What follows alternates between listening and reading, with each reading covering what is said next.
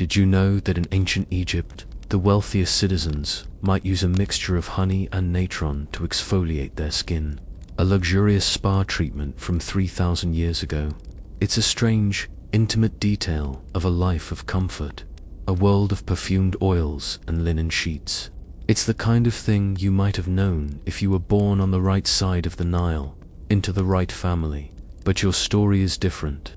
Your journey into the heart of Egypt does not begin in a perfumed bath. It begins with the smell of smoke and the taste of fear. Before you get too comfortable, go ahead and like this video and subscribe to the channel to encourage me to make more content like this. Also, let us know where you're watching from and what time it is there. Now, dim the lights and let's begin tonight's journey. The sun is familiar, but everything else is wrong. Just hours ago, this same sun warmed the dirt floor of your family's home, a simple place of clay and reeds, but it was yours. You knew the way the light fell through the single doorway in the afternoon. You knew the sound of your mother grinding grain, a rhythm as constant as your own heartbeat. You were a person then. You had a name, a family, a future you could imagine. Now, you are just a shape in a line of other shapes, stumbling forward. The air is thick with the dust of your own shuffling feet, and the silence is punctuated by weeping. You try to piece it together, but the memory is a shattered pot. There were shouts in a language that scraped at your ears, harsh and guttural, the glint of bronze weapons, the terrifying sight of soldiers moving as one, their painted shields a wall of eyes and serpents. They were the famed Egyptian army, a force known for its brutal efficiency in subduing the lands beyond its borders. Your village was not a battlefield, it was a harvest. They came, they took, and they left fire in their wake. You feel a phantom ache where your father fought back, a ghost of a memory you push away before it can form completely. Your hands are bound in front of you with rough palm fiber rope. It's already chafing your wrists raw, a constant biting reminder of your new reality. You are property now, a thing to be counted and sorted. This is how it often begins. For countless souls, their life in Egypt started not with the gentle lapping of the Nile, but with the violence of a border raid. Historians still debate whether the majority of Egypt's enslaved population came from foreign conquest or from Egyptians falling into debt bondage within their own society. But for you, and for the others in this sad procession, the debate is meaningless. You are a spoil of war. You look at the faces around you, people you have known your entire life. Their expressions are hollow, their eyes wide with a shock so deep it has stolen their voices. This is the first psychological fissure. The moment your mind struggles to protect itself, there's a strange sense of detachment, as if you are watching a dream unfold. You notice small, absurd details. The intricate pattern on a soldier's kilt, the way a captured goat bleats pitifully, tied to a cart. It's easier to focus on these things than on the vast, yawning emptiness that has replaced your future.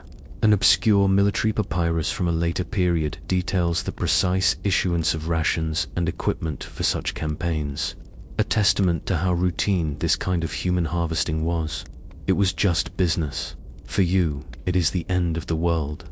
As the sun dips below the horizon, it casts a blood-red glow on the clouds of smoke rising from what was once your home. You are walking away from everything you have ever known, into a darkness far deeper than the coming night. The nights are cold and the days are a furnace. Your world has shrunk to the space between the heels of the person in front of you and the watchful eyes of the soldier behind you. The march is a blur of cracked earth and thorny scrub. Thirst is a constant companion, a dry, rasping thing in the back of your throat. Water is given, but never enough. It is a tool, just like the rope on your wrists, to keep you compliant, to keep you moving. You learn the new rhythm of your life. Walk, stumble, rest when told. Eat the gritty, tasteless bread when it is thrown to you. You are becoming an animal, driven in a herd. And then, one morning, the air changes. You smell it before you see it. A damp, earthy scent of life in the parched landscape. The ground softens under your bruised feet. You crest a sandy rise, and it stretches before you like a god. The Nile, it is a slash of impossible green and blue, cutting through the endless beige of the desert.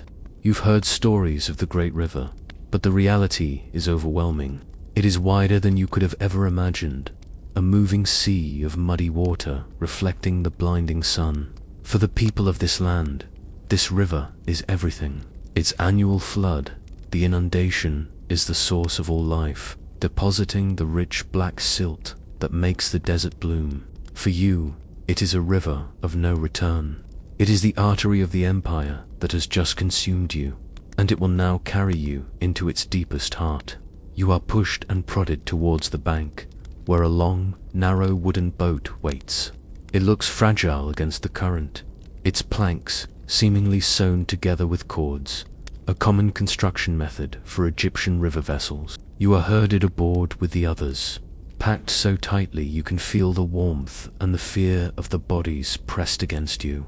The boat lurches as it's pushed from the shore, and for the first time in days, you are not walking, you are drifting. The journey changes, but not your condition. You are still a prisoner, just one on water now. The days on the river blend into one another. You watch the landscape slide by, a hypnotic, endless panorama of life that is not yours. You see fishermen in tiny papyrus skiffs, casting their nets. You see children splashing in the shallows, their laughter carrying over the water. A sound so normal it feels like a physical blow. You pass villages of mud brick houses, where women are washing clothes on the riverbank, and men are tending to lush fields of barley and emmer wheat. You see them look up as your boat passes, their faces curious or indifferent, or perhaps with a flicker of pity. You cannot tell. You are a spectacle, a piece of the pharaoh's foreign policy floating past their peaceful afternoon.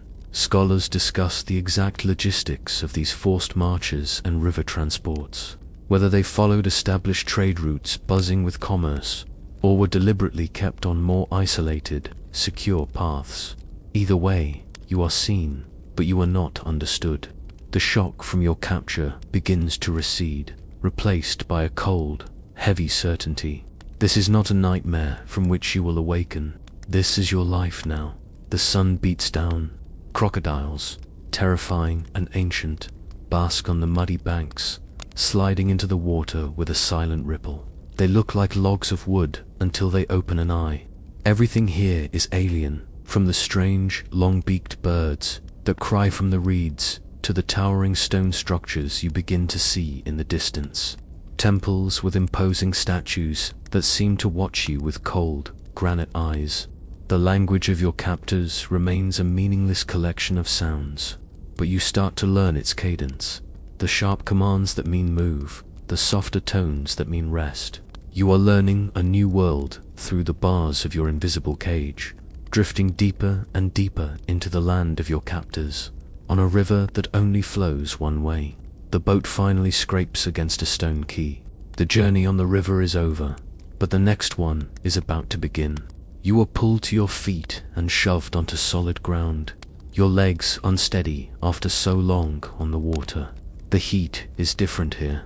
It radiates up from the paved stones, and the air is thick with 1,000 new smells. Spices you can't name, roasting meat, fragrant incense, and the overwhelming scent of unwashed humanity. You have arrived in a city. It is a chaotic symphony of life, a stark contrast to the quiet fields of your village. Men in clean white kilts rush past. Scribes with pallets tucked into their belts hurry on errands, and women with heavy baskets balanced on their heads navigate the crowded streets with an effortless grace. You are led through the throng, a miserable island of displaced people in a sea of purpose. People stare. They look at your foreign features, your ragged clothes, your bound hands. Their gazes are a mixture of curiosity, contempt, and, worst of all, complete indifference. You are just another part of the city's scenery, another shipment of goods arriving at the port. This is the reality of slavery in the New Kingdom, a common and accepted part of the economy. fueled by military campaigns that brought back not just gold and timber, but human beings. You are the living tribute paid by a conquered land. The noise intensifies as you are guided into a sprawling marketplace. Here, the world is for sale. Stalls are piled high with gleaming pottery, colorful textiles, live chickens in wicker cages, and mountains of dates and figs. But you are not here to shop. You are taken to a cordoned-off area where the merchandise is human. Here, the air is thick with palpable despair. Men, women, and children from all corners of the known world stand in quiet lines or on raised platforms, their eyes downcast. Historians debate whether ancient Egypt had massive centralized slave markets like those of later Rome, or if sales were typically smaller, more private affairs. To you, this distinction is meaningless. The result is the same. You are property on display. An overseer roughly shoves you into a line. You are given water to wash the dust from your face and limbs. A clay jar of oil is passed down the line, and you are made to rub it on your skin, the cheap, unscented stuff, making your body gleam under the sun. It's not an act of kindness. It is the polishing of a product before sale. Then comes the most degrading part. You are pushed forward for inspection. Potential buyers, a wealthy official perhaps, or the steward of a great estate, approach you. They walk around you, their eyes appraising your worth. They grab your arm, feeling the muscle. They force your mouth open, checking your teeth as if you were a horse. You wonder if they ever checked their own teeth with such diligence. They ask you to turn, to walk, to lift a heavy water jug. They are testing their investment. During these moments, you retreat into the farthest corner of your mind. You have to remain present would be to shatter. You detach from your own body, watching the scene as if it were happening to someone else. You are an object, a collection of strengths and weaknesses being calculated. The value of a slave, an obscure legal text notes, could fluctuate wildly based on their age, health, and any special skills they might possess, like weaving or carpentry. The price would be negotiated not in coins, which were not yet in common use, but in a measure of value called a debon, often represented by a specific weight of copper or silver. You hear the sharp, clipped tones of haggling, a back and forth you do not understand but whose meaning is terrifyingly clear. They are putting a price on your life, on your future, on your very soul, and then it stops. A deal is struck. A man with soft hands and cold eyes hands a small bag of silver rings to your captor. A new rope is placed around your neck. You have been sold. Your new master leads you away from the market. The rope is no longer around your neck, a small change that feels significant, but you are still tethered to him by an invisible chain of ownership. You walk behind him through the bustling city, a silent shadow. His home is not a simple mud-brick dwelling like the ones you passed on the river. It is a sprawling villa, hidden behind a high, white-plastered wall. The gate is made of thick, dark wood, and a guard with a bronze-tipped spear nods as your master enters. You follow him into a different world. Inside, there is a courtyard with a rectangular pool of water, shimmering and cool. Flowering vines climb the walls, and the air is calm and shaded. It is a place of peace and order, an oasis built on a foundation you are only just beginning to understand. You are not taken into the main house. Instead, a stern-looking man, the household steward, leads you toward the back, to the warren of workshops, kitchens, and sleeping quarters where the work of the estate is done. He looks you over with the same appraising eye as the buyers in the market, but his gaze is colder, more practical. He is not assessing your value, he is calculating your utility. He asks your master something in their language. Your master answers with a shrug, a sound of dismissal. He has already forgotten the details of the transaction. He has what he wanted. You are now the steward's problem. The steward turns to you. He points a finger at your chest and speaks a single word. He says it again, slower, louder, as if your incomprehension is a sign of stupidity. It is a short, sharp Egyptian name. It means nothing to you. It feels like a stone in your mouth. He gestures for you to repeat it. You try, and the sound that comes out is a clumsy, foreign thing. He corrects you, his voice impatient. You say it again. This is your name now. Your real name, the one your mother gave you, is a secret you must bury deep inside yourself. To speak it now would be an act of defiance, a crime you cannot afford to commit. In Egyptian belief, the name, the Ren, was a fundamental part of a person's soul, essential for their existence in this life and the next. They knew the power of a name. Taking yours was not a casual act. It was a deliberate, systematic erasure of the person you used to be. You were stripped of your filthy, travel-worn clothes. They are burned. You were given a simple, coarse linen kilt, the standard garment for a male servant. It is clean, but it feels alien against your skin. Your hair, long and matted from the journey, is unceremoniously cut short, or in some cases, the head would be completely shaved for hygiene.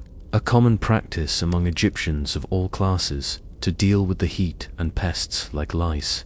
You are handed a bowl of water and a rag. You wash.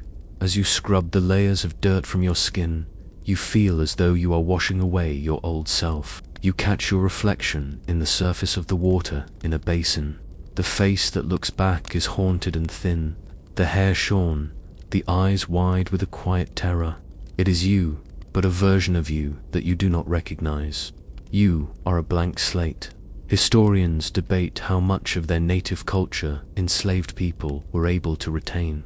Were you forced to adopt Egyptian gods, Egyptian customs, Egyptian everything? Or did you find small ways to hold on?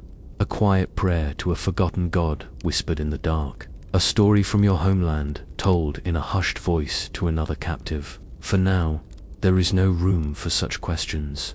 You have a new name, a new appearance, and soon you will have a new purpose. The steward points you toward the kitchens, where the air is thick with the smell of roasting garlic and baking bread. An older woman with weary eyes shows you a pile of grain and a grinding stone. She demonstrates the motion, back and forth, back and forth. She doesn't speak. She doesn't need to. Your new life has begun. You are no longer a son, a brother, a friend. You are a function, a pair of hands to grind the grain. The days begin before the sun. The first sound you hear is the stirring of others in the dark, the soft shuffle of bare feet on the packed earth floor of your shared sleeping quarters. The first thing you do is grind the grain.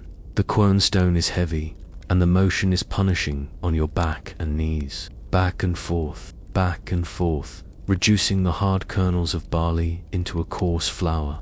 It is a mindless, rhythmic task that allows your thoughts to wander, but there is no safe place for them to go. Thinking of home brings a pain so sharp it steals your breath. Thinking of the future reveals only more of this. An endless line of days, marked by the scrape of stone on stone. So you learn to think of nothing. You focus on the rhythm. You become the motion. But your world is not just the grinding stone. As the lowest of the new arrivals, you are given a variety of tasks, the ones no one else wants. You are sent to clean the main rooms of the house. This is your first real glimpse into the gilded cage. You walk into a hall where the walls are alive with color. Painted scenes of hunting in the marshes, of gods with the heads of animals, of the master himself making offerings to the pharaoh. The floor is polished limestone, cool and smooth beneath your feet. The furniture is made of dark, imported woods like cedar, inlaid with ivory and brilliant blue faience. You see delicate perfume jars on a low table, a carved wooden headrest where the mistress sleeps, and chests filled with linen so fine it feels like water in your hands. This is a world of impossible beauty and wealth, and your job is to remove every speck of dust from it. You quickly learn the unwritten rules of this place. You learn to be invisible. You keep your eyes downcast. You never speak unless spoken to, and even then, your answers are short and simple. The steward is a constant, menacing presence, his eyes missing nothing. A spilled drop of water, a pot scrubbed with insufficient vigor, a moment of hesitation, All are noted. The punishments are swift and painful. A blow from a reed cane, a day without food. You learn that your survival depends on your ability to anticipate needs and to erase your own presence. You are a tool, and a good tool is silent and efficient. You see the family that owns you. The master, a higher-ranking official in the pharaoh's court, is a man who moves with an air of absolute authority. His wife, the mistress of the house, seems to float through the halls in her pleated linen gowns, her neck heavy with collars of gold and carnelian. Her eyes are lined with black coal, a cosmetic style famous throughout the ancient world, not just for beauty but also believed to magically protect against eye infections. You watch them, these beings from another universe. You see their children, who sometimes run through the courtyard with toys, their laughter echoing in a place where you are forbidden to make a sound. You are closer to them than their own relatives, yet a chasm wider than the Nile separates you. You might fan the master with an ostrich plume while he dines, feeling the breeze on your own face, watching him eat roasted duck and honey cakes, while your stomach growls with the memory of your morning's ration of bread and onions. This proximity is a unique form of psychological torment. You are immersed in a life of luxury, but it is not, and never will be, yours. You are a silent witness to their arguments, their affections, their private moments. You know which child is the favorite. You know the mistress's vanities. You know the master's temper. You are the keeper of secrets you don't want, and that give you no power. Scholars continue to debate the emotional dynamics of these households, whether a master ever felt genuine affection for a servant, or if it was always a relationship of pure utility. From your vantage point at the bottom, it all looks the same. You are an object, sometimes a useful one, sometimes an inconvenient one, but always an object. On feast days, you might see the nobles anoint their elaborate wigs, and sometimes even their own heads, with cones of perfumed fat that would slowly melt over the course of the evening, drenching them in fragrant oil. It's a bizarre, decadent ritual, and later it will be your job to scrub the greasy residue from the floor. You live in paradise, but you are not allowed to forget you are only there to sweep the floors. The kitchen is the heart of your new world. It is a place of constant motion, a chaotic dance of heat, steam, and sharp commands. Here, a strict and unspoken hierarchy governs every interaction. The steward is the absolute ruler of this domain, but the head cook, a formidable woman named Isit, who has served the master's family for 30 years, is its queen. Her word is law among the clatter of pots and the smoke of the ovens.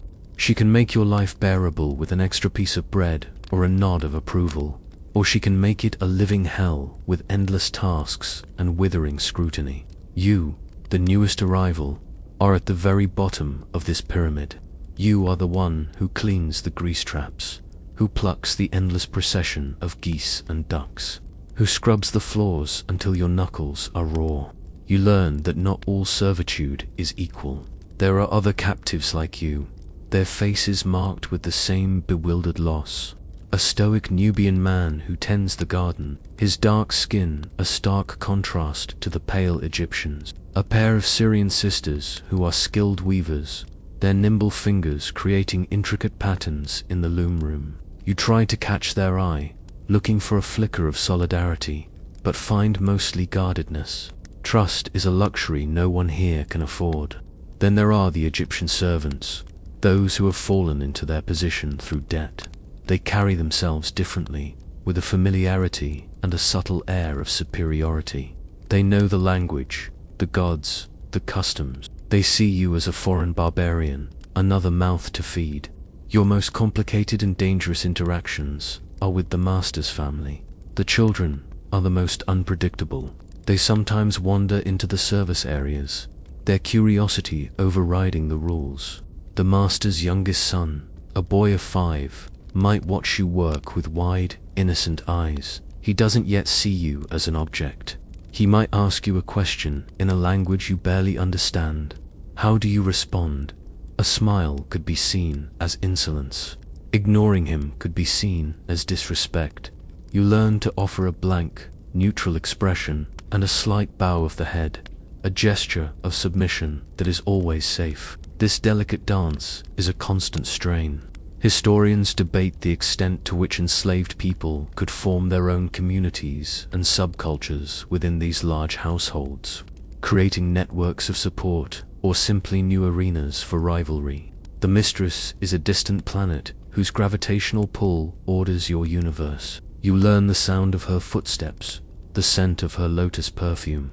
You learn that a day when she is pleased is a day of relative peace for the entire household. A day when she is angry is a day of terror. You once saw her fly into a rage at her personal handmaiden over a poorly arranged wig. She struck the woman, not with her hand, but with her bronze hand mirror, a heavy, polished object. The handmaiden didn't cry out. She just bowed her head and accepted the punishment. You learned a valuable lesson that day. The comfort of the master and his family is paramount, and any servant who fails to provide it is disposable. The family has its leisure, which creates more work for you. You often see them in the shaded portico of the garden, playing Cenote, a popular board game. The beautifully carved pieces move across a board of 30 squares, a game that symbolizes the journey of the soul through the underworld. They laugh and talk as they play, their minds on eternity and divine judgment. When they are finished, it is your job to carefully gather the ivory game pieces and the ebony board and put them away. You, who have already been through a kind of death and are now in a strange afterlife, must clean up the game that makes a sport of the concept. It is through these moments, these whispers in the kitchen and secrets in the halls, that you begin to learn.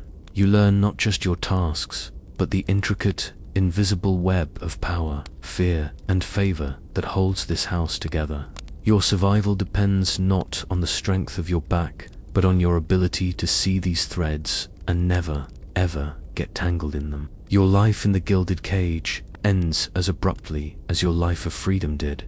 It happens during a feast.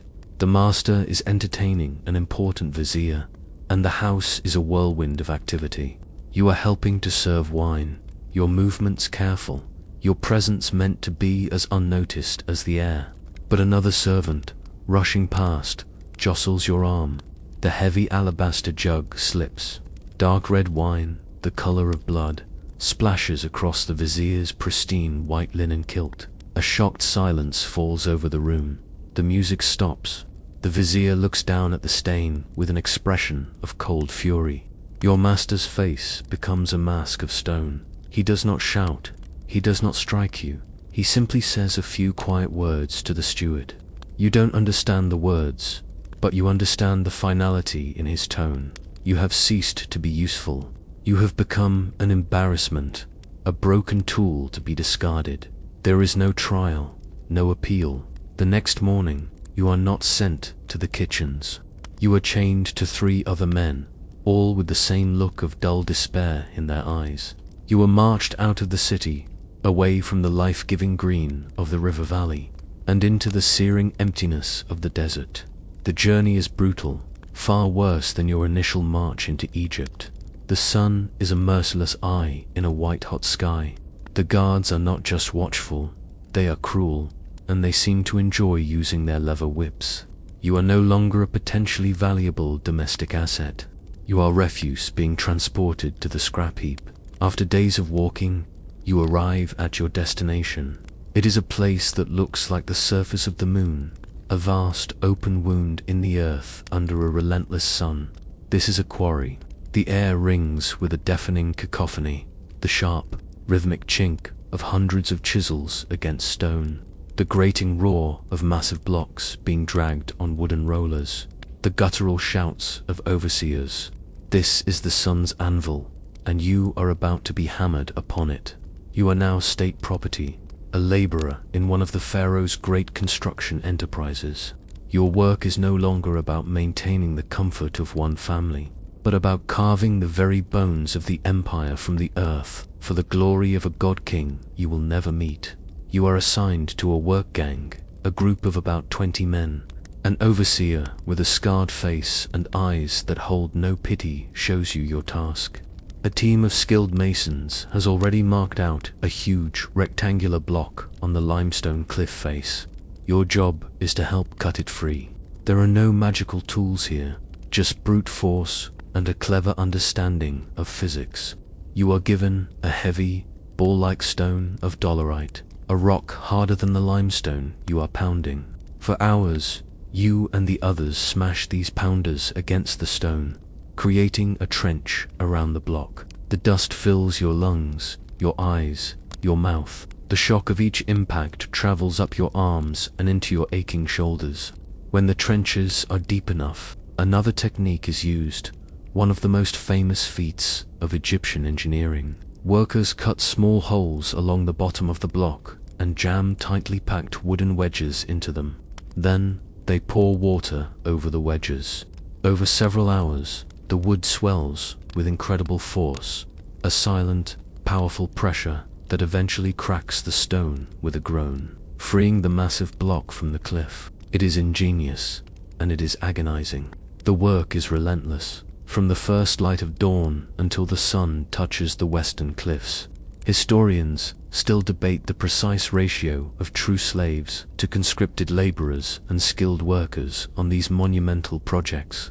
But here, on the ground, the distinction is blurred by shared misery. You are all just bodies being consumed by the stone.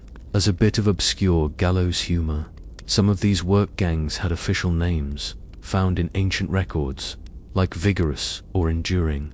Your gang has no such name. You are just a collection of the disposable.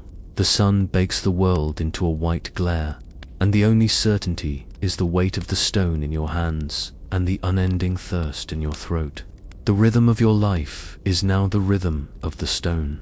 Each day is a copy of the one before, an endless cycle of exertion and exhaustion. Your hands, which were once becoming accustomed to the finer tasks of a household, are now unrecognizable. They are calloused, cracked, and permanently stained with the white dust of the limestone. The dolerite pounder feels like a permanent extension of your arm. The motion of lifting and striking is so ingrained in your muscles that you feel it even in your sleep. You are no longer grinding grain. You are grinding down a mountain, one painful chip at a time. The dust is the worst part. It is a fine, choking powder that coats everything. It works its way into your hair, your lungs, the corners of your eyes. You cough up a white paste in the mornings. You sweat, and the dust turns to a gritty film on your skin, chafing you raw under your simple loincloth. It is the taste of your new life, the very substance of the world being broken down and inhaled. You look at the men around you, and they are ghosts, their features blurred by a uniform layer of white. You are all being slowly turned into statues of dust. The tools are brutally simple. Copper chisels are used for the finer shaping, but the metal is soft and the points dull quickly. Runners are constantly collecting the blunted tools and taking them to a nearby forge, where they are heated and hammered back into shape. This constant need for tool maintenance was a huge logistical undertaking, a well-documented part of managing the pharaoh's workforce. For the heavy work, you have the stone pounders, wooden levers, and thick ropes of palm fiber. There is an almost laughable disparity between the primitive nature of your tools and the colossal scale of your task. You are trying to dismantle the earth with sticks and stones. Injury is a constant, looming threat. A moment of inattention, a slip of the hand, and a finger is crushed between two rocks. A misstep on the uneven ground can lead to a twisted ankle or a broken leg, a sentence that is often a fatal one out here. The air is always filled with flying chips of stone, and men with bandaged, weeping eyes are a common sight. The real danger, however, begins when a block is finally freed from the cliff face. Moving a piece of stone that weighs as much as a herd of cattle is a terrifying science. It is loaded onto a massive wooden sledge. The path in front of the sledge is cleared, and teams of men lay down wooden rollers. Your gang and several others are put on the pulling ropes. An overseer stands on the block, clapping out a rhythm, a human metronome to keep the hundreds of men pulling in perfect unison. A man in front of the sledge pours water or oil onto the sand to reduce friction, a simple but effective technique depicted in tomb paintings. Historians still debate the exact methods used to move and lift the truly monumental blocks, proposing everything from massive earthen ramps to intricate systems of levers and counterweights. From your perspective, it is a nightmare of straining muscles and screaming ropes. The tension on the palm fibers is immense. You pull until you feel the muscles in your back and legs tear. You focus only on the heels of the man in front of you and the rhythm of the clap. If a rope snaps, it can lash out with enough force to break bones. If the sledge slips, it can crush dozens of men in an instant. There is no room for error, no room for individual weakness. You are not a man. You are a component in a human machine, a single fiber in a rope of flesh and bone, and the machine must not be allowed to fail. You feel the immense weight of the stone as a living thing, a beast you are trying to tame. It fights you every inch of the way, and you know that at any moment it could win. The work stops for a brief period in the brutal heat of midday. You huddle in the sliver of shade cast by a half-quarried cliff face, nursing your water ration. The silence is a relief, a thick blanket after the sharp noise of the chisels. Not far from you, two overseers are sharing a better meal of roasted fish and flatbread. Their conversation, a low grumble you only half listen to. They are complaining. The quality of the stone here is poor. The conscripts are lazy. The schedule is impossible. One of them gestures vaguely towards the north, towards the heartland of Egypt, and mutters something about the ancestors and how they built for eternity. This is a common refrain you hear among the Egyptians, a deep reverence for the past, for the works of the old kings.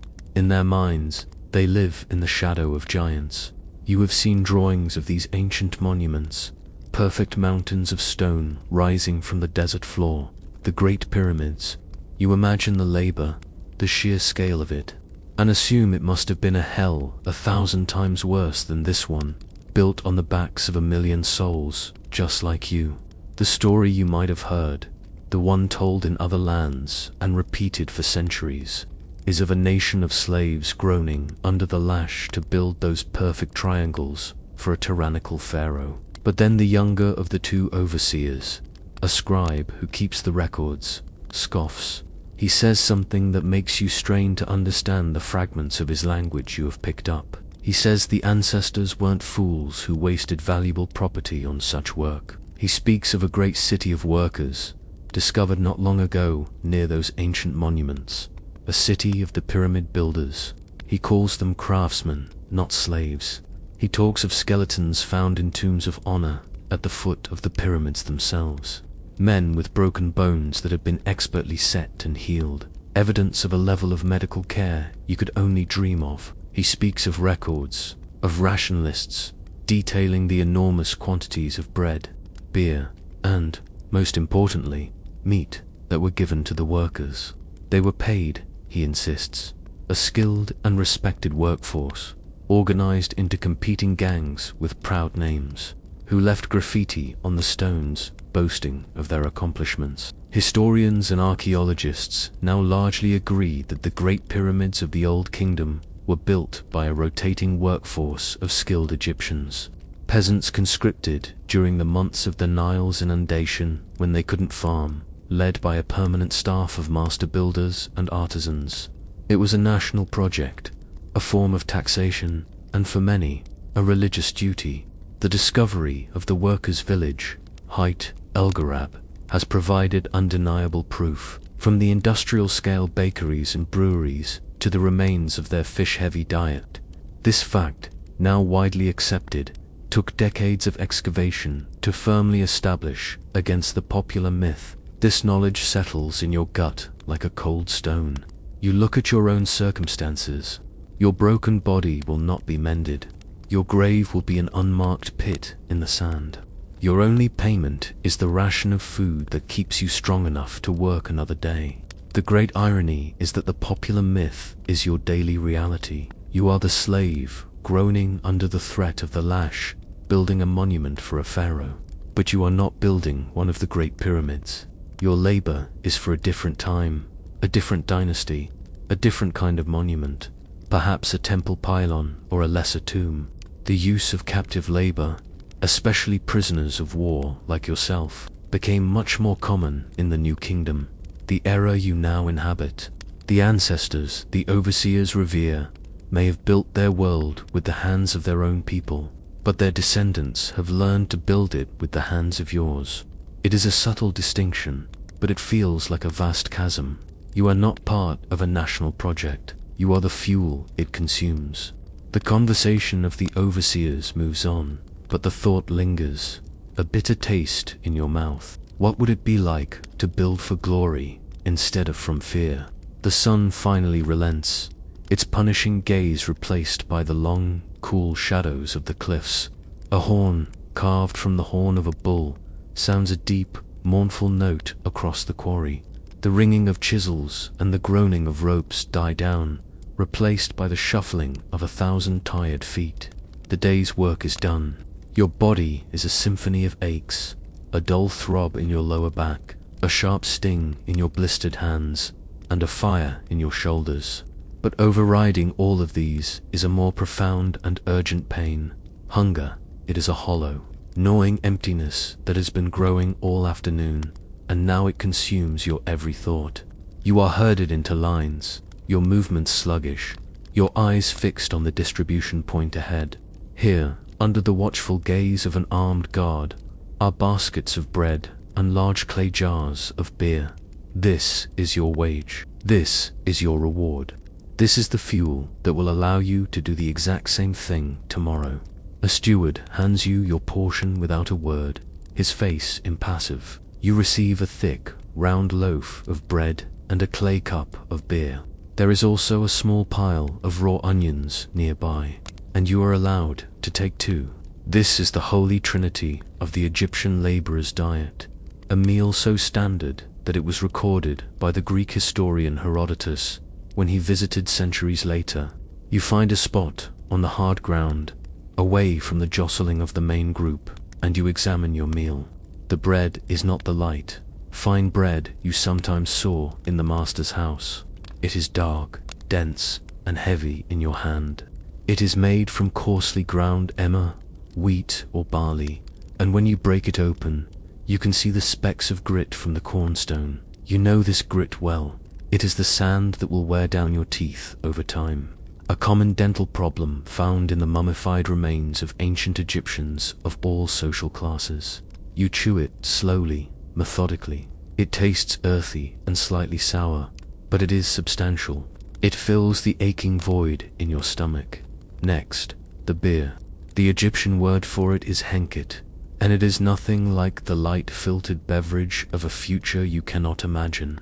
It is thick and cloudy, more like a thin porridge or a gruel. It is only mildly alcoholic, but it is packed with nutrients and calories from the barley it was brewed from. For most of the population, beer was a staple food, not just a drink, and because the brewing process killed most bacteria, it was often safer to drink than water drawn from canals. It's a bit like the original meal replacement shake. If that shake tasted of fermented bread, you drink it down quickly, the thick liquid coating your dry throat and offering a moment of genuine relief. Finally, the onions. You peel away the dry outer layers and bite into the crisp, white flesh. The sharp, pungent flavor is a shock to your palate after the blandness of the bread. Onions, along with garlic and radishes, were believed by the Egyptians to impart strength and promote good health. They were a cheap and effective way to feed the masses, a superfood of the ancient world. This simple meal is scientifically calibrated for survival. The bread provides carbohydrates for energy, the beer gives B vitamins and hydration, and the onions offer vital nutrients. It is just enough, never more, never less. This is the most insidious form of control. The food keeps you alive, it keeps you strong enough to work, but it also binds you to your captors as securely as any chain. Your very existence is dependent on this daily handout. A violation of the rules, a moment of defiance, and your ration could be withheld. Scholars debate whether these state-run operations provided consistent rations, or if supply line problems or poor harvests led to periods of starvation. For you, the fear of that possibility is a constant undercurrent to your hunger. As you finish the last of your bread, you remember the smells from the master's kitchen, the scent of roasting duck with figs, of honey cakes and sweet wine. The memory is so vivid, it makes your stomach clench. That was food for pleasure, for life. This is fuel for a machine. You are now fueled for another day. With your meager meal finished, you are marched away from the quarry to the place you will call home. It is not a village of mud brick houses, not even a collection of simple huts. It is a vast, sprawling camp, a temporary city built for the sole purpose of housing the human machinery that works the stone. The layout is a stark grid, a testament to the Egyptian love of order and control. Long, narrow barracks, built from rough fieldstones and mud mortar, are arranged in perfectly straight lines. There are no winding alleys, no private courtyards, no space for individuality. It is a place designed for efficiency and surveillance. You file into your assigned barrack. It is a long, low, rectangular building with a single entrance and no windows, only a few small slits high up in the wall for ventilation. The air inside is thick and heavy with the smell of sweat, unwashed bodies, and the faint, lingering scent of despair. A central aisle runs the length of the building, and on either side are raised platforms of packed earth. This is where you sleep. There are no partitions, no private spaces. You are given a reed mat, a thin, scratchy thing that offers little comfort from the hard ground beneath. You find an empty space between two other men and lay your mat down. This small rectangle of earth is the only piece of the world that is yours, and even that is only temporary. The dim light from the doorway fades as the sun sets completely, and the interior of the barrack is plunged into a profound darkness. There are no lamps, no fires. The risk of a blaze sweeping through the camp is too great, and besides, oil is a resource not to be wasted on the comfort of slaves. You lie down on your mat, your body protesting with a chorus of aches. The man next to you is a Libyan, captured in a desert skirmish. He coughs a deep, rattling cough that speaks of a lung full of stone dust. On your other side is a man who was once a potter in a city by the sea. He sometimes weeps silently in the dark, a sound with no tears, just a quiet, rhythmic shaking of his body. You do not speak to them. You do not know their names, nor they yours. A shared misery does not automatically create brotherhood. Sometimes, it just builds thicker walls between people. This is a world away from the quarters you had in the master's house. There, you also slept in a shared room, but it was smaller, cleaner. There was a sense of permanence to it. This place feels transient, as if the entire camp could be dismantled and moved in a week, leaving no trace that you were ever here. Archaeological evidence from work camps, like the one at Amarana, shows these same features: the grid-like layout, the standardized barracks, all pointing to a highly organized, state-controlled system for managing a large labor force. They knew how to house bodies with maximum efficiency and minimum expense. You stare up into the impenetrable blackness above you. Sleep does not come easily. Your mind, freed from the numbing rhythm of the day's labor, begins to race. You hear the sounds of the barrack, 100 men breathing, coughing, groaning, turning in their troubled sleep. It is the sound of a living machine at rest, recharging for the next day's grind. You think of your bed back home, a simple wool-stuffed pallet on a clean floor, in a room you shared with your brothers. You remember the feeling of safety, the familiar sounds of the night outside your own walls. The contrast is so stark, so cruel, that it feels like a physical wound. Some Egyptologists have found evidence of small personal touches in the ruins of worker villages. A niche carved in a wall for a household god, a few painted decorations. These were signs of life, of people trying to make a house a home. There is nothing like that here. This is not a home. It is a warehouse for human beings. You finally drift into an exhausted sleep, a sleep haunted by the ghost of a soft bed in a world you can no longer reach. You wake up to the feeling of something crawling on your skin. In the pre-dawn gloom, you see them. Lice. They are an unavoidable part of life in the barracks. A constant itching torment. The crowded, unsanitary conditions are a perfect breeding ground for them, and for other parasites. Rashes, boils, and fungal infections are common, spreading quickly from man to man. You spend a few minutes before the morning horn sounds picking the tiny insects from your loincloth and your hair, a futile ritual you repeat every day. This is the first of many ways your body begins to break. Healthcare in the quarry is a brutal, pragmatic affair. There is no equivalent of the SNOE, the skilled physician who would have attended to your former master's family. Those doctors, whose knowledge is preserved in famous medical texts like the Ebers Papyrus, practiced a complex mix of practical medicine and magical incantations. They could set bones, stitch wounds with needle and thread, and prescribe a vast pharmacopoeia of remedies made from plants, minerals, and animal products. You remember seeing the master's physician, a man with a clean linen robe and a case of gleaming bronze instruments. You will not see his like here. Here, medicine is administered by an overseer with a basic knowledge of first aid, or sometimes by a fellow worker who has a knack for it. Minor cuts and scrapes are washed with water and perhaps packed with a bit of honey, a known Egyptian practice, as honey has natural antibacterial properties. But for more serious injuries, the treatment is crude and often horrifying. A deeply infected wound might be cauterized with a heated piece of metal, a searing, agonizing procedure that fills the air with the smell of burned flesh. You once saw a man whose leg was crushed by a shifting stone. There was no attempt to set the shattered bone. They simply amputated the limb with a copper saw, without anything to dull the pain except a large dose of beer and 4 men to hold him down. He died a few days later from the infection. Common ailments are a constant drain on your strength. The dust from the quarry leads to chronic respiratory problems, the endless coughing you hear every night in the barracks.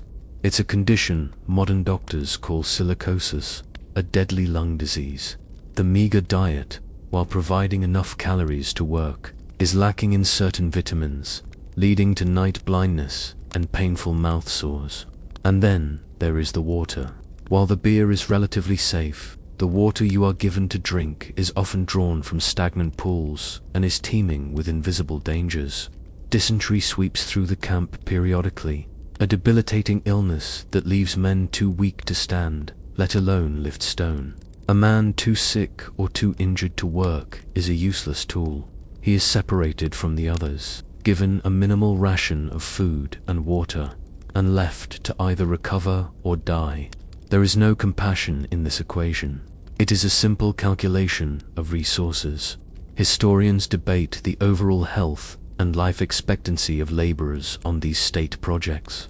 Skeletons from the pyramid builders' tombs show evidence of hard lives and frequent injuries, but also signs of healing and a reasonably long life for the period. The remains of those who died in less prestigious mines and quarries, however, often tell a different story of malnutrition and early death. One obscure remedy for splinters, mentioned in a medical papyrus, involves a poultice made of worms, blood, and donkey dung. You wonder if that crocodile dung sunscreen you once heard about had a similar medical origin story. You look at your own body, the network of scars, the persistent rash on your arms, the dull ache in your chest.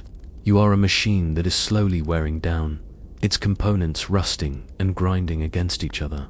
There are no spare parts. You know that one day something will break that cannot be crudely patched, and you will be discarded like a dull chisel or a frayed rope. The only question is when. There is no law in the quarry. There is only the will of the overseer. You learn this one scorching afternoon when a man in your work gang collapses from heat and exhaustion. He lies on the ground, gasping for air, his body trembling. The overseer prods him with a leather-wrapped staff. The man doesn't move. The overseer shouts, but the man is beyond hearing. There is a moment of cold calculation in the overseer's eyes. Then he orders 2 other men to drag the collapsed worker to the edge of the camp and leave him in the sun. There is no attempt to revive him, no water offered. A tool has broken and is being set aside. This is the law of the master. Property that can no longer perform its function is worthless. This concept of being property is the most profound and terrifying change to your existence. In your old life, you understood law as a set of community rules, of traditions meant to ensure fairness and order. Here, you are the subject of a completely different set of rules, the rules of ownership. You have the same legal standing as the chisels in your hands or the donkeys that haul water skins to the camp. You can be used, abused, broken, sold, or even destroyed at the whim of your owner. For a free Egyptian, even a poor one, the law was built around the principle of Ma'at, the cosmic concept of truth, balance, and justice. A free man who was wronged could, in theory, appeal to a local court of elders or a government official. He could bring a case against his neighbor. You have no such rights.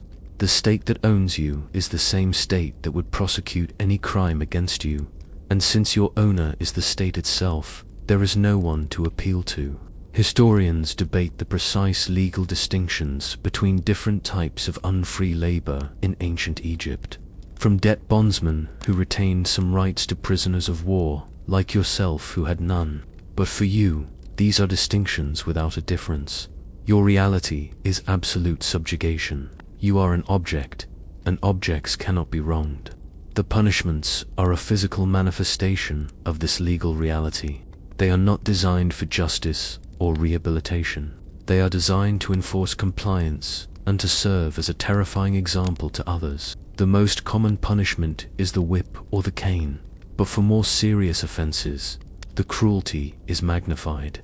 One day, a man is caught trying to hoard an extra loaf of bread, a desperate act of self-preservation. The entire camp is forced to assemble to watch his punishment. He is thrown to the ground, his ankles and wrists held by 4 guards.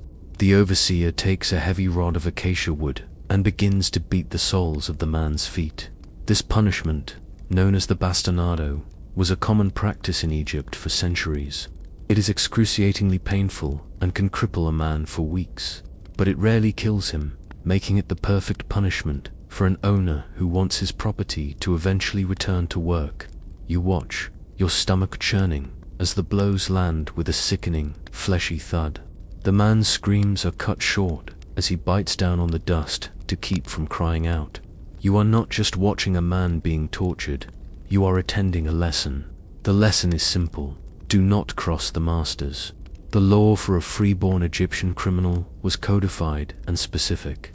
An obscure legal text from Deir el-Medina lists punishments for tomb robbers, including beatings of 100 blows and 5 open wounds, followed by being made a state laborer.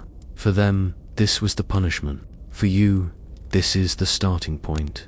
As the beating ends and the semi-conscious man is dragged away, a cold understanding settles over you. You are living in a world without Ma'at. Your only protection is your own obedience, your own invisibility. The law of the master is arbitrary, absolute, and written on the bodies of those who dare to forget their place. In the quiet moments before sleep, when the pain of the day has subsided to a dull thrum, your mind sometimes drifts to thoughts of a family. Not the family you lost, for that path is paved with a grief too sharp to walk. Instead, you find yourself watching the women in the camp. There are not many, a fraction of the number of men. Most are assigned to the endless tasks of grinding grain for the thousands of workers, or to the mending of clothes and the washing. Like you, they are prisoners of war, their lives stolen and repurposed. You see a woman from a northern land, her skin paler than the Egyptians, her hair a tangled mess of sun-bleached brown. You watch her as she carries a heavy basket of flour, her movements weary but efficient. You sometimes exchange a brief glance, a fleeting, wordless acknowledgement of your shared condition. There is no courtship here, no romantic overtures. There is only the basic, primal human need for connection, for a moment of softness in a world made of sharp edges. The thought of having someone, of creating a small island of shared humanity in this ocean of despair, is a powerful, dangerous dream. And sometimes it happens. A man and a woman form a bond. They share their rations. They tend to each other's minor injuries. They find ways to work near each other. The overseers largely turn a blind eye to these arrangements. They are not sentimental. They simply know that a paired-off worker may be more compliant, less likely to cause trouble, more invested in staying alive.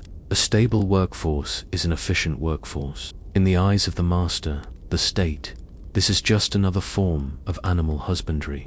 Eventually, the woman becomes pregnant. Her belly swells, a slow, undeniable miracle in a place of death and dust. Her work is lightened. She is moved from the heavy grinding stones to weaving mats or sorting lentils. This is not an act of kindness. It is the protection of an asset. A new slave is being created, and the mother is the vessel. You watch her as she moves through the camp, and you feel a complex mixture of pity and a strange, vicarious hope. A child is a symbol of the future, a continuation of life. But what future can a child have here? The child is born in the corner of a barrack, with other women helping as midwives. The baby's first cry is a thin, reedy sound in the vast, noisy camp, and with that cry, a fundamental, heartbreaking reality of Egyptian law is made manifest. The child of an enslaved mother is born a slave. Their status follows the mother, regardless of who the father is. This legal principle, partis sequitur ventrum, would echo through the slaveholding societies of history for thousands of years. The child does not belong to the mother or the father. It belongs to the master. It is a new piece of property, created at no cost. You watch the mother with her child. You see the fierce, protective love in her eyes, the same love you remember in your own mother's gaze. She cradles the infant, sings its soft, guttural lullabies from a homeland the child will never know. She has created a family in chains. For a few years, the child will be allowed to stay with her, a small, noisy creature tumbling in the dust of the camp. But you have seen what happens next.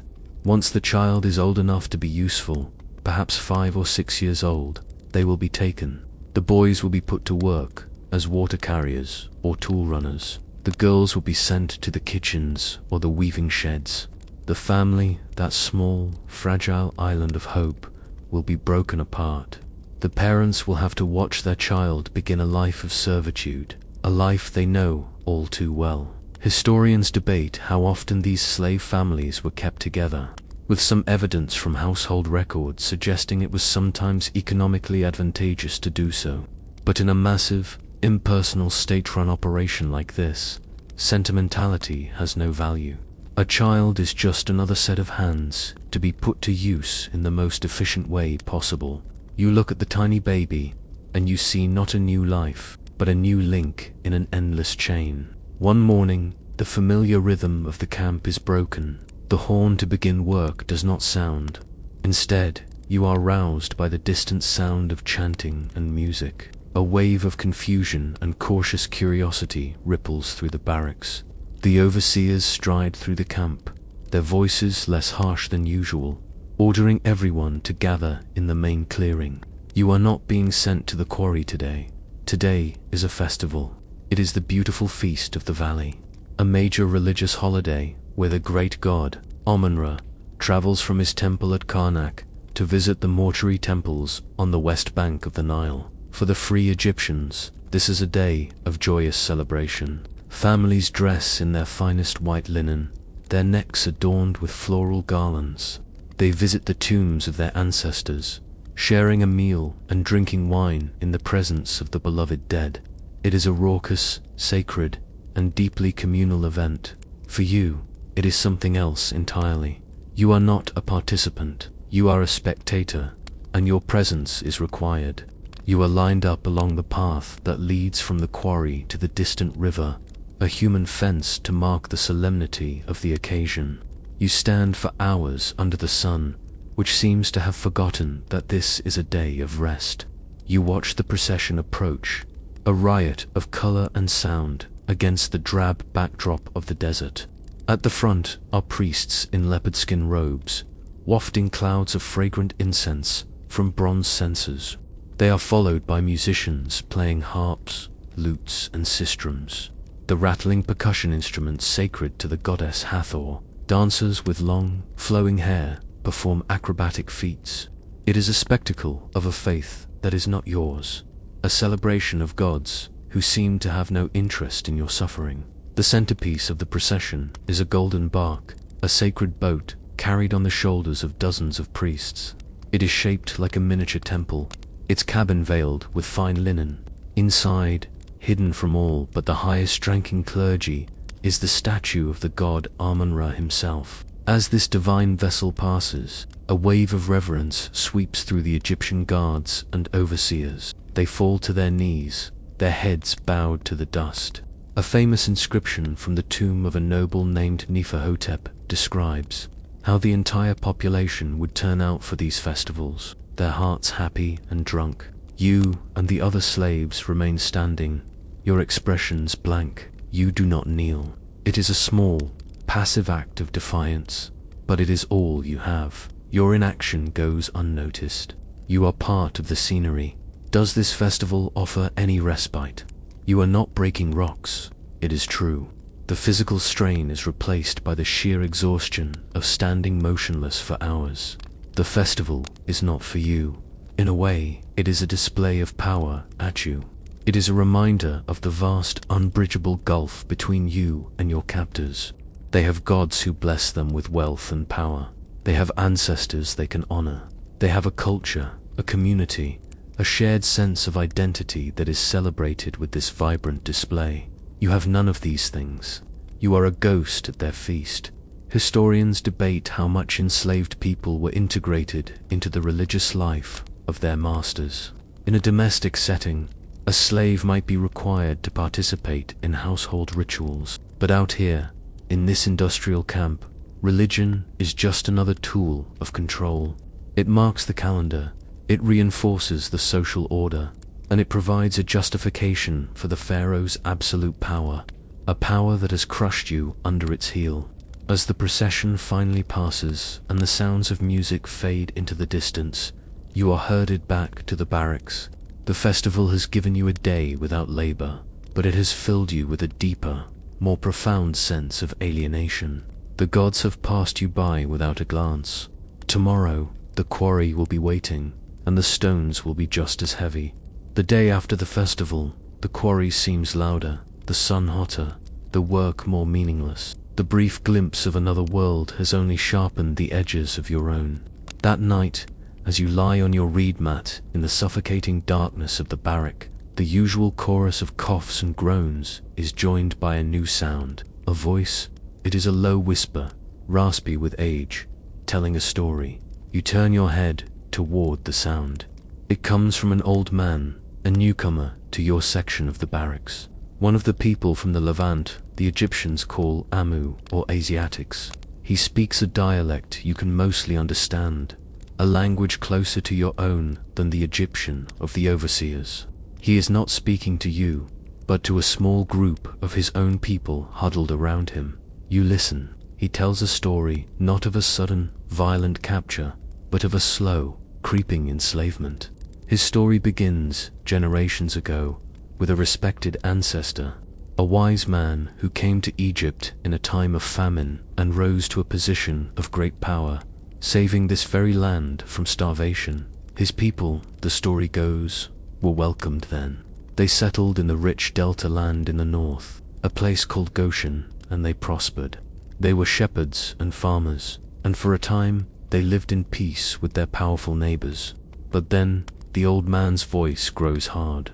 He speaks of a new pharaoh, a new king who knew not Joseph. This new ruler looked upon the growing numbers of the old man's people with fear and suspicion.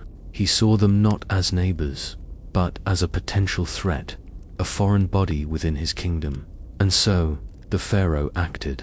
He set taskmasters over them to afflict them with heavy burdens. This is the part of the story that makes you listen with your entire being. The old man speaks of his people being forced to build for the pharaoh, making bricks of mud and straw. He names the cities they built, the great store cities of Pithom and Ramesses. This is a famous biblical account, the enslavement of the Israelites in the book of Exodus. You compare his story to your own. You were captured, they were assimilated, and then slowly strangled. Which fate is worse? You cannot say, the old man continues, his voice filled with a strange fire. He says his people have a God who has not forgotten them. He speaks of a prophecy that a deliverer will come, a man who will stand before the pharaoh and demand their freedom. In the oppressive silence of the barrack, this story of a coming liberation sounds like a dangerous fantasy. It is a story with a beginning, a middle, and, most impossibly, a promised end. Your story feels like an endless, repeating middle. This narrative, so powerful and clear, presents a puzzle for historians. For centuries, scholars and archaeologists have scoured the sands of Egypt for any proof of this story, any trace of this mass enslavement and subsequent departure. The archaeological record is strangely silent. Egyptian records, so meticulous in documenting military campaigns, tribute lists, and work projects, make no mention of a vast population of Hebrew slaves or a catastrophic departure of their workforce. The sheer numbers described in the biblical text, 600,000 men plus women and children, would represent a demographic collapse for New Kingdom Egypt, an event that would surely have been recorded. Yet, there is nothing. Still, some details resonate with the historical context. The New Kingdom pharaohs, especially Ramesses the Great, did build a new capital in the delta called Pi-Ramesses, which aligns with the biblical Ramesses, and Egyptian texts do speak of the Apiru or Habiru, a term for rootless wanderers or mercenaries in the Levant, which some scholars have speculatively linked to the word Hebrew. There is even an obscure and fascinating Egyptian reference to a group of nomads in the southern desert called the Shasu of YHW, which seems to be a mention of worshippers of a god whose name sounds remarkably like the Hebrew Yahweh. The academic debate rages on. Was it a historical event that was simply not recorded by the Egyptians? Or was it a foundational myth, a powerful story created later to forge a national identity for a people? You don't know the answer. You only know what you hear. You hear a story that gives a meaning to suffering. The old man's people are not just slaves. They are a chosen people in a temporary state of affliction, awaiting a divine act. They have an identity that cannot be taken from them, a past they revere, and a future they believe in. You have a name you must not speak, and the past you must forget. The old man's story is a weapon and a shield. It is a flicker of light in the darkness. You turn away and close your eyes. The whispered promise of a deliverer echoing in the shared misery of the Egyptian night. The old man's stories become a quiet ritual in the darkness. Night after night, he spins his tales of ancestors and prophecies. It is a dangerous comfort. A few of the other captives, men from different lands with different gods, are drawn to the sound of his voice, to the simple, radical idea that their suffering might have a purpose. But hope is a heavy thing to carry in a place like this. For every man who listens with a flicker of light in his eyes, there are 10 who turn away, their faces set like stone. Hope requires energy, and there is no energy to spare. For many, the only path to survival is to accept the new reality completely, to extinguish all memory of a former life and focus only on the next ration of bread, the next order from the overseer. Yet, whispers of a different kind of hope sometimes circulate through the camp, quieter and more practical than the old man's divine promises. These are stories of freedom, not a mass exodus led by a prophet, but the slow, difficult, and exceedingly rare path of manumission. You hear of a man, years ago, a skilled goldsmith captured in a Syrian campaign. His work was so exquisite that he was taken from the mines and set to work in the pharaoh's own workshops. His master, a high priest, grew to value him not just for his hands, but for his knowledge. The story goes that on his deathbed, the priest, as an act of piety, signed a papyrus scroll declaring the goldsmith a free man. Such tales are traded like precious jewels, embellished with each telling, but they are rooted in a genuine, if uncommon, aspect of Egyptian society. A slave could, in theory, gain their freedom. It was not a right, but a gift, entirely dependent on the will of the master. A master might free a loyal servant in his will, as a reward for a lifetime of service. A beautiful female servant who bore her master a child might see that child, and sometimes herself, elevated in status.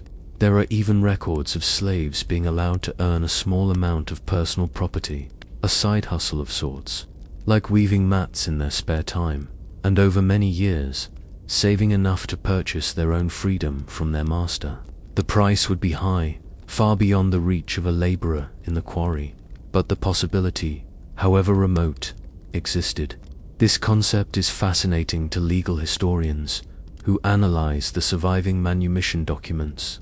These were formal contracts, often witnessed by multiple scribes, which would declare that the former slave was now a free man of the land of Egypt. They could marry a free person, own property, and pass that property on to their children.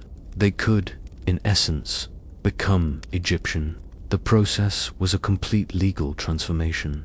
One eccentric detail from these contracts is that sometimes they were written in the form of an adoption, where the master would legally adopt his former slave, instantly granting them the status of a free family member. It was a legal fiction, a clever way to use existing laws to achieve a new social outcome. But as you pound your dolerite stone against the limestone wall, these stories feel like they are from another planet. You have no special skill that could make you valuable to a powerful master. You have no way to earn property. Your only asset is the strength of your back, and that is an asset that diminishes with each passing day. The state, your owner, is a faceless entity. It has no deathbed on which to feel a pang of piety. The state does not reward loyalty. It just consumes labor. The seeds of hope that these stories plant are sown on barren rock. They cannot take root.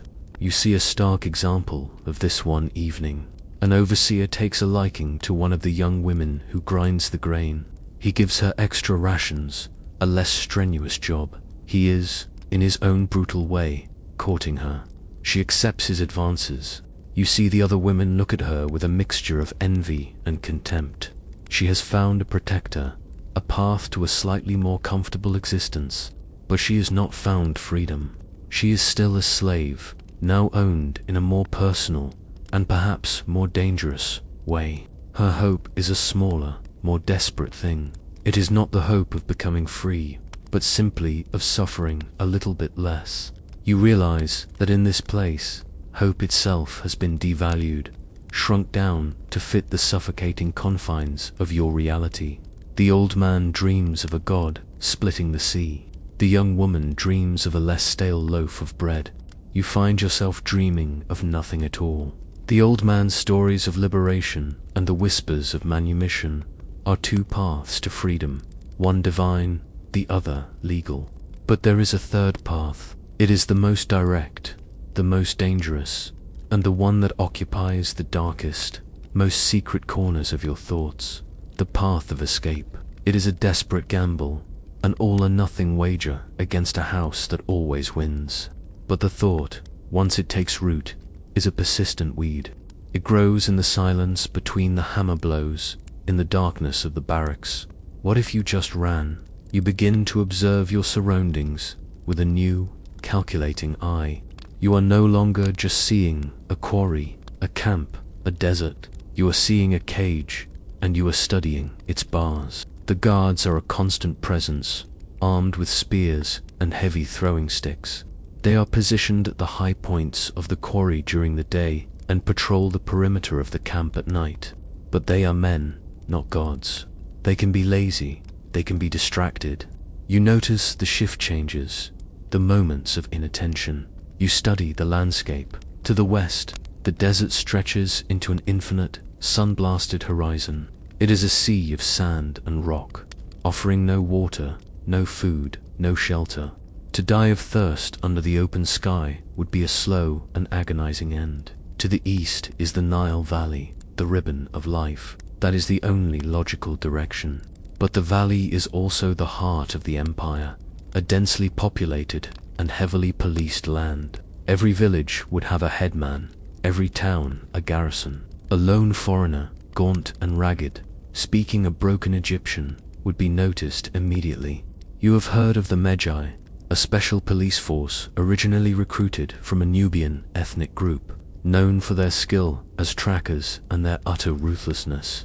They were the long arm of the pharaoh's law, and their primary job was to patrol the desert frontiers and hunt down fugitives.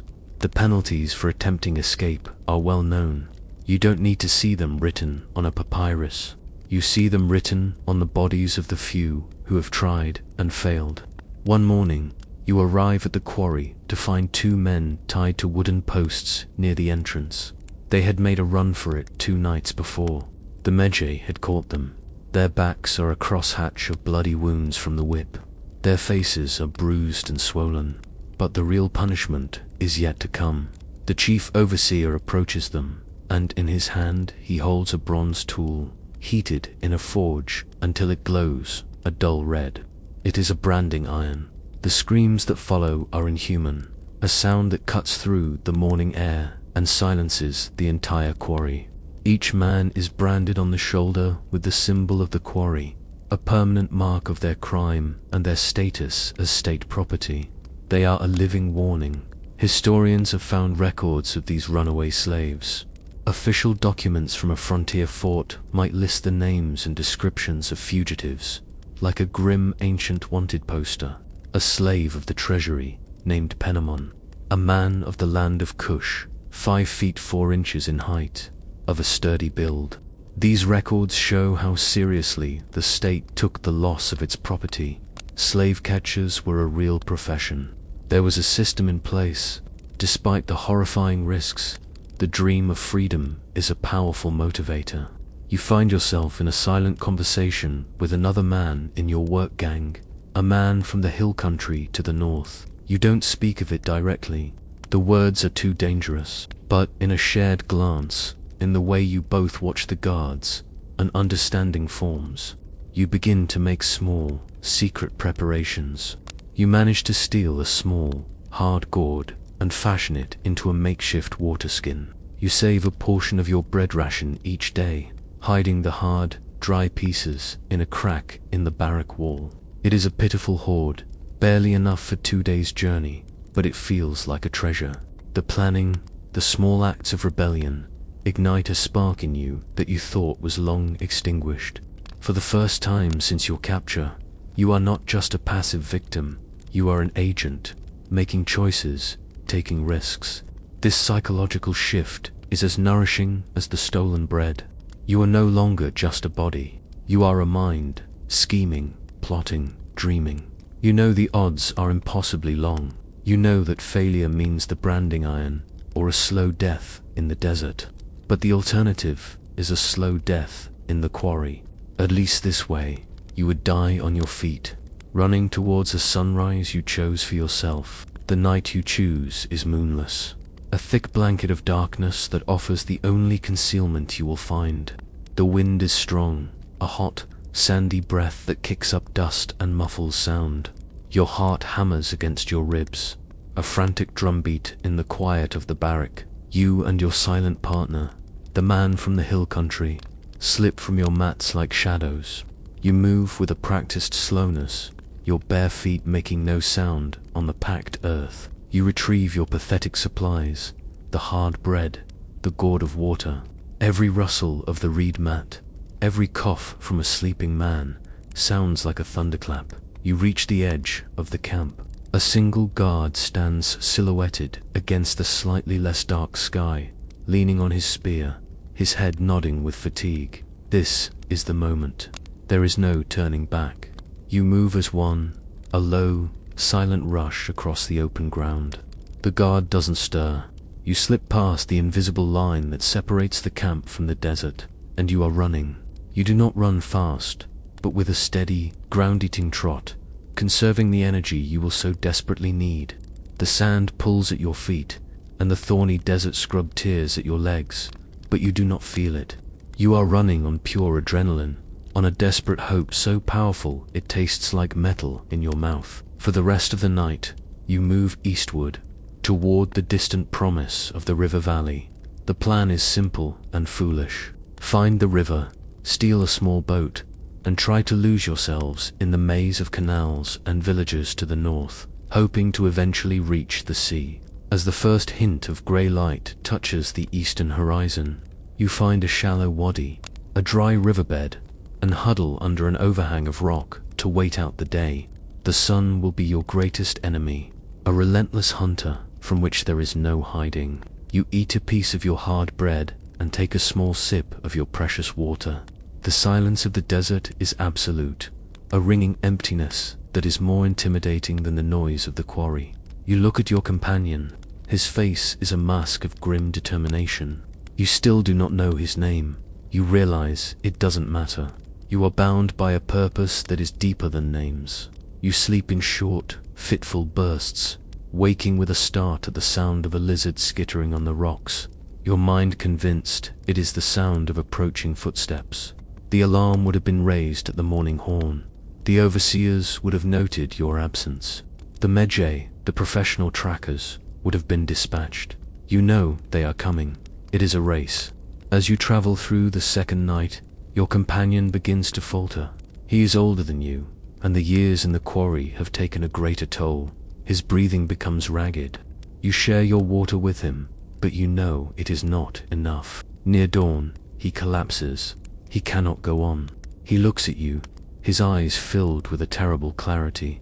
He tells you to go, to leave him. To stay would be to guarantee you both are caught. You are faced with an impossible choice. Your shared dream is dying here on this barren patch of ground. To leave him feels like a betrayal of the silent pact you made. To stay feels like suicide. This moment strips you down to the very core of your being. What is freedom worth? Is it a personal treasure, or is it a shared hope? This is a question historians can never answer. A silent debate that takes place in the hearts of fugitives in every era. Your decision is made for you. In the distance, against the rising sun, you see them.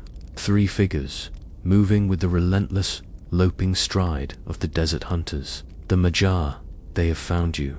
There is no escape. There is only the final rest of the unfree. Your companion sees them too. He does not try to get up. A strange calm settles over his face. The end has come. You stand and wait. There is no more running to do. The finality of this moment is not terrifying. It is strangely peaceful. You have failed, but you chose to try. Your last few days were lived as a man, not a thing. The trackers approach, their faces grim and professional. They will take you back for your branding, or perhaps for a punishment even worse. Or perhaps, here, far from the eyes of the overseers, their justice will be swifter. You will end up in an unmarked grave in the sand, your bones indistinguishable from the stones. For most slaves in ancient Egypt, this was the reality. There were no elaborate tombs, no mummification, no journey to the field of reeds. Their afterlife was the oblivion of a forgotten name and an unburied body. Your gamble has failed. The desert reclaims you, but that is not how your story ends. The medjay do not reach you. From the ridge behind them, a new sound cuts through the morning silence. It is the sharp, metallic clang of bronze on bronze, the guttural shouts of men in combat. Another group has appeared, sweeping down on the trackers with a sudden, shocking violence. They are not Egyptians. They are desert raiders, nomads, their faces weathered and hard, their movements swift and economical. A short, brutal fight ensues. The medjay, though skilled, are outnumbered and taken by surprise. They fall. The raiders, the shasu, as the Egyptians call them, move towards you. You expect the same fate, to be killed or taken by new masters. Their leader, a man with a graying beard and eyes that have seen 1,000 sunrises like this one, stops before you. He looks at your ragged loincloth, your emaciated frame, and then he sees it. On your shoulder, a faded mark, an old brand from a previous owner, a provincial temple you served at before you were sold to the state. It is the faint outline of a sacred bull. The raider points to it. He speaks, not in Egyptian, but in a dialect close to your own. He asks if you were a temple slave. You nod, confused. The man looks at his companions. A low conversation follows. He turns back to you. He tells you that his people and the Egyptian god kings are ancient enemies. They raid the borders. They disrupt the trade routes. They are a constant thorn in the pharaoh's side. They see the brand on your shoulder not as a mark of ownership, but as a scar inflicted by a common foe. He makes a decision. He hands you a full water skin. He points to your collapsed companion and orders 2 of his men to help him up. They are not taking you captive. They are setting you free. It is not an act of mercy, not in the way you would understand it. It is an act of defiance against Egypt. By liberating you, they are stealing property from their enemy. You are a blow struck against the pharaoh, a tiny piece of his vast machine that they have broken off and thrown into the sand. You are a walking insult to the power of the 2 lands. You join their small, nomadic band. Your companion slowly recovers his strength. You learn their ways. You learn to read the desert, to find water, to track game. You learn their stories, their gods. It is a hard life, a life of constant movement and scarcity, but it is a life of freedom. You are no longer an object. You are a person again. You have a voice, and you have a choice. This outcome, this escape into the lawless lands beyond Egypt's borders, was a real, if incredibly rare, possibility. The vast desert that served as a prison wall for most could, for a lucky few, become a gateway to a new life among the disparate tribes who called it home. Months turn into years. Your body heals. The gaunt, haunted look in your eyes is replaced by the steady gaze of a survivor. You are part of their tribe now. One day, you are scouting near the edge of the Egyptian frontier when you see a long line of people shuffling in the dust. Their hands bound, their faces hollow with shock. They are new captives, being marched from a newly conquered territory into the heart of the empire. You see yourself in their eyes. You see the beginning of the journey you once took. You feel a pang of the old despair, the ghost of the life that was stolen from you. But it is only a ghost. It no longer has power over you. The story of slavery in ancient Egypt does not have a single ending. For most, it ended in an unmarked grave. For a few, it ended in manumission. For the Israelites, in the old man's story, it ended in a miraculous exodus. For you, it ends here, on a rocky outcrop, watching the machine of the empire grind on, knowing you are one of the few pieces that broke free. Your story is an echo in the sand, a testament to the enduring, often desperate, human desire for a life of one's own. It is a reminder that even in the most ordered and powerful of empires, the wilderness is always waiting, and with it, the wild, unpredictable possibility of freedom. The sun is beginning to set now, casting long, peaceful shadows across the landscape of your mind. The journey you have taken was long and arduous, a path marked by hardship and loss, but it has led you here, to a place of quiet rest. The story is over. The dust of the quarry has settled, and the